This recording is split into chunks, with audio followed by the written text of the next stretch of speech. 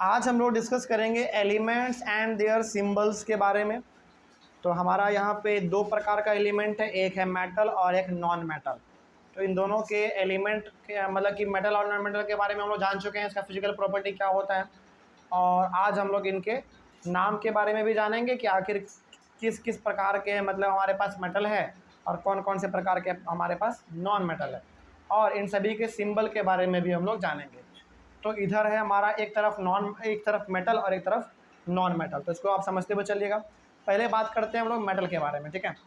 और ये चीज़ ना आपसे कहीं पर भी कोई भी चलते फिरते भी पूछ लेगा, बताओ 10 मेटल का नाम और उसका सिंबल, तो आप इसको बताना होगा।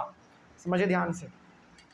हालांकि मेटल हमारे पास बहुत सारे हैं, नॉन मेटल भी हमारे पास बहुत सारे हैं, लेकिन कम से कम आपको 10-15 तो याद होना ही चाहिए, है ना।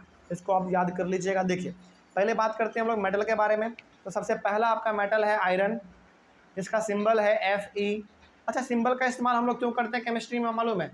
सिंबल का इस्तेमाल इसलिए करते हैं क्योंकि आपको आयरन पूरा लिखने का मन नहीं है, IRON लिखने का मन नहीं है, तो आप सिंपली क्या लिख दो, Fe लिख दो, काम चल जाएगा आपका, ठीक है ना। और केमिस्ट्री में आप ऐसा कर सकते हैं, कोई गलत नहीं करेगा। तो आयरन का सिंबल हो गया हमारा Fe। ये सब हमारा मेटल अभी बात कर रहे हैं पहले।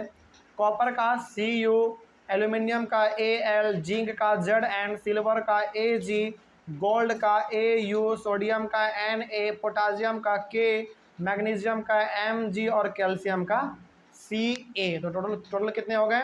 1 2 3 4 5 6 7 8 9 10, कम से कम 10 आप याद रख लीजिएगा, ठीक है ना। तो ये हमारा सारा का सारा मेटल हुआ, और मेटल के उसके बगल में सिंबल भी हमने लिख दिया है। अब थोड़ा सा 10 नॉन मेटल के बारे में बात कर लेते हैं। कार्बन का सिंबल C, सल्फर का S, फास्फोरस का P, हाइड्रोजन का H, ऑक्सीजन का O, नाइट्रोजन का N, आयोडीन का कैपिटल I, क्लोरीन का Cl, ब्रोमाइन का Br, हीलियम का He। तो इधर हमारा 10 हो गया मेटल और इधर हो गया हमारा 10 नॉन मेटल। तो कम से कम आप 10 मेटल और 10 नॉन मेटल का नाम जरूर याद रखिएगा, क्योंकि ये चीज़ कोई भी चलते फिरते पूछ लेता है, ठीक है ना। और उसका सिंबल भी याद रखिएगा। और यही चीज़ आपको क्लास 9th में भी मिलेगा, क्लास 10th में भी मिलेगा आपको, जब आप केमिस्ट्री आपको हम पढ़ाएंगे ना, उसमें भी यही चीज़ मिलेगा, ठीक है। आप इसको ज़रूर याद कर लीजिएगा। आगे बढ़ते हैं फिर। तो ये हमारा कुछ मेटल्स हो गए और कुछ हमारे नॉन मेटल्स हो गए। अब यहाँ पे ना कुछ इंपॉर्टेंट नोट है, इसको भी आप याद करके लीजिएगा, बहुत इंपॉर्टेंट है। जैसे कार्बन डाइऑक्साइड का फॉर्मूला आपसे पूछेगा, क्या होता है? CO2। ध्यान में रखिएगा, यहाँ पे कुछ इंपॉर्टेंट नोट में जो हमने लिख दिए हैं, यहाँ पे कुछ फॉर्मूला हमने लिखा आपके लिए। कार्बन डाइऑक्साइड का फॉर्मूला पूछे तो CO2 होता है, ठीक है। हाइड्रो ऑक्साइड का पूछे तो OH होता है। ये सब हमारा केमिकल का नाम है बेसिकली, है ना। उसके बाद वाटर का H2O, ओके। ऑक्सीजन गैस का O2। देखिए जब भी आपके सामने केवल ऑक्सीजन बोले तो केवल आप O बोलेंगे, उसका सिंबल क्या होता है? केवल O।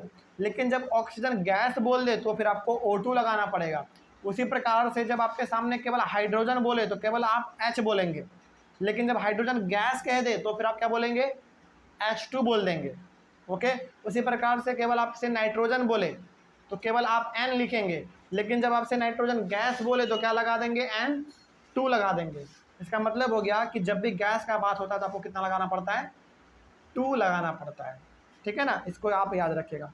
अच्छा, 2 क्यों लगाना पड़ता है ये सब हम लोग अपने ये ऊपर वाले क्लास का बात है, 9th-10th में आप लोग आइए, वहाँ पे हम आपको बहुत अच्छी तरीके से बताएंगे। क्लास 8 का ये चीज़ नहीं है, ठीक है। तो क्लास 8 में अभी आप फिलहाल यहाँ पे कुछ फॉर्मूले थे, इसको आप याद रख लीजिए।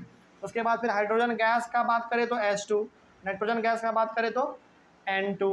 तो ये कुछ ऐसे फॉर्मूले हैं जिसको आप याद रख लीजिएगा, बहुत इंपॉर्टेंट है। मतलब कि यहाँ पे आपने 10 मेटल और 10 नॉन मेटल के बारे में आपने पढ़ा, इसको तो याद रखना ही है, इसका सिंबल भी याद रखना है, साथ ही साथ यहाँ पे कुछ फॉर्मूले थे, इसको भी आप याद रख लीजिएगा। और इनका फॉर्मूला, ये जो हमने अभी फॉर्मूला बताया आपको, ये सारा का सारा फॉर्मूला हम लोग आगे इस्तेमाल करेंगे अपने केमिकल रिएक्शन में। तो अगला टॉपिक हमारा होगा chemical properties of metals and non metals. पिछले वाले क्लास में आपने फिजिकल प्रॉपर्टी पढ़ा था मेटल और नॉन मेटल का। अब हम लोग मेटल और नॉन मेटल का केमिकल प्रॉपर्टी पढ़ेंगे। केमिकल प्रॉपर्टी का मतलब हो गया कि आखिर उसके अंदर क्या खास बात है ना। कौन किसके साथ रिएक्ट करेगा तो क्या बनेगा, कैसे बनेगा, क्यों बनेगा, ये सब चीज़ हम लोग अपने केमिकल प्रॉपर्टीज ऑफ मेटल्स और नॉन मेटल्स में डिस्कस करने वाले हैं, जो कि हमारा अगला वाला क्लास होगा, ये वाला होगा। कोई दिक्कत है ना समझने में? चलो तो मिलते हैं हम लोग अपने अगले वाले क्लास में। Thank you very much.